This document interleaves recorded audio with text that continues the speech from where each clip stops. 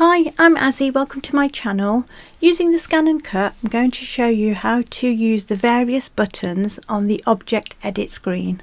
To resize an object, if you go into patterns, basic shapes, I'm going to use a rectangle, set it to the mat, and from here we want to go into edit, object edit, and this is the resize button. So tap on here. And from here we can either change the rectangle in both the height and the width together or independently. To resize this rectangle or whichever shape that you are using, to change the height and width at the same time, you can either press the plus button to increase the height and it will change the width accordingly, or decrease the height and it will decrease the width accordingly. Or if you want the width to be a certain length, then you can change the width, increase the width and the height will increase, or decrease the width and the height will decrease. But if you want to do them independently, this is the aspect ratio button. So if we tap on that, now what we can do is change the height without changing the width. So if we want to make the height 3 inches, this will remain at this amount at 4.08 inches. So if I take this up to 3 inches,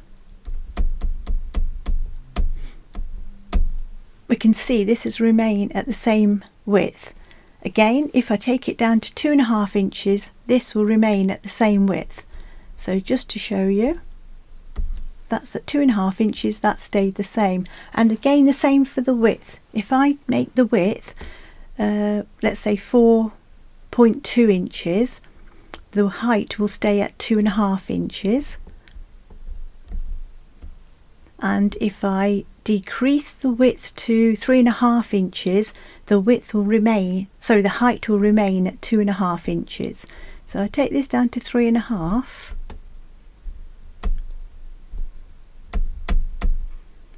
The height has remained at 2.5 inches,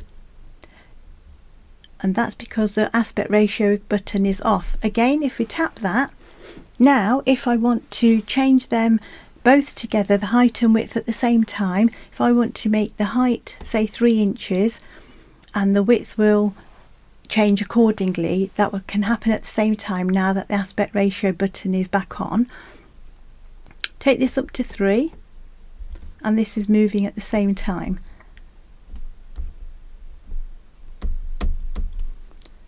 So that's increased to 4.2 inches.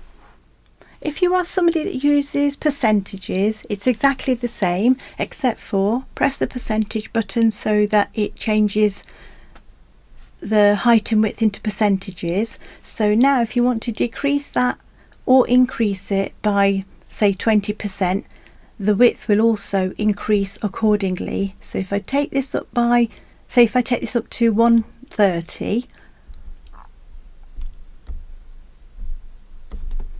that's increased. If I take it down to 100, the width will also decrease.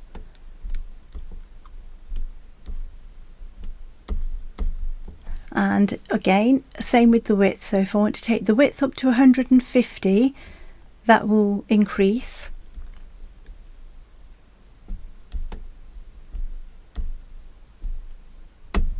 And if I want to take the width down to, I don't know, 90%, the height will also decrease.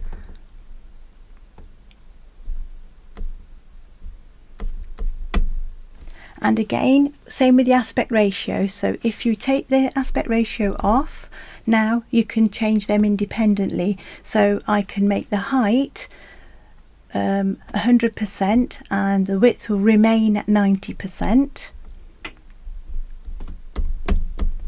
So that's remained at 90, and again if I take this down to 80%, the width will remain at 90.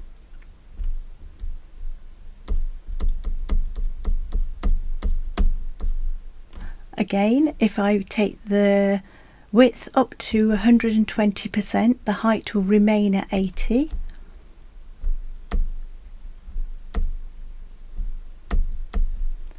And also again, if I take the width down to 100%, the height will remain at 80%. And again, if we take the aspect ratio off, you can actually resize the rectangle, both the height and width together. So if I take the height up to 100%, it will change the width accordingly. So if I just take that up to 100, you can see that this is increasing as I change the height. That's gone up to 125. If you're new to ScanNCut, hopefully showing you how to resize an object has been of help. Or if you are somebody that hasn't used your ScanNCut for a while, this is a refresher of how to use the resize function. As always, thank you for watching, and I'll see you soon.